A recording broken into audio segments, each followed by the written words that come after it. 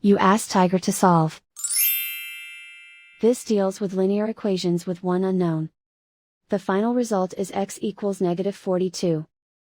Let's solve it step by step. Simplify the expression. Simplify the arithmetic. Group all constants on the right side of the equation.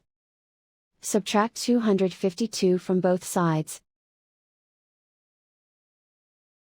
Simplify the arithmetic.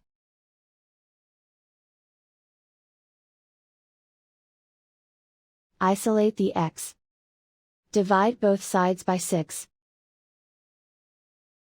Simplify the fraction.